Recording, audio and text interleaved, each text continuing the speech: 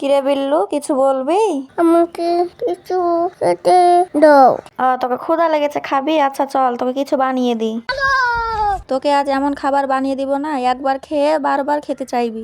মা, ফ্রিজে তো কিছুই নেই। ডিমগুলো আবার আমাকে দেখে এরকম করে আছে কেন? মনে হচ্ছে এক একটা আমাকে দেখে রিয়াকশন দিচ্ছে। এখন কোনটাকে থেকে কোনটাকে নিব বুঝতে পারছি না। সবাই যেন কেমন ভাবে তাকিয়ে আছে। যাই হোক, অনেক খোঁজাখুঁজির পর অবশেষে একটাকে পেয়ে গেলাম। তো এই রেসিপিটা রান্না করতে ঠিক এরকম একটা ক্রিম রিমু কালা ডিম লাগবে। আজ আমার বিল্লুর জন্য রান্না করছি, এমন রান্না করব না একবার খেয়ে দ্বিতীয়বার খেতে চাইবে না, থুকো বারবার খেতে চাইবে। আম্মু কি রান্না করবা? দাঁড়া, রান্না করি তারপর দেখতে পাবি। এখন একটা পেঁয়াজ নিয়ে ভালোভাবে কুচি কুচি করে কেটে নিব। ধুরু, এটা কাটে না কেন?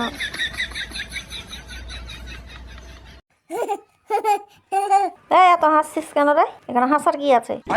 এত সুন্দর পিস্তল থাকতে আমি ছুরি দিয়ে কাটছিলাম। এবার পেঁয়াজ গুলাকে ছোট ছোট করে কেটে নিব।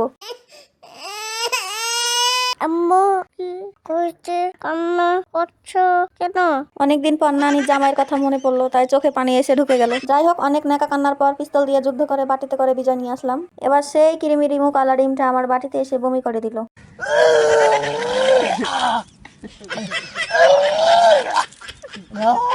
হ্যাঁ, এসব চিন্তা ভাবনা দূর রেখে আমি ঘুমাতে চলে গেলাম। ও সরি, রান্না করতে চলে এলাম। ডিমের ভিতরে যা যা আপনারা খাবেন না তাই দিয়ে দিবেন, আমি আর বললাম না। সবকিছু না দেওয়া হলে এবার ঘেটে ঘুটে তেল ছেড়ে দিবেন।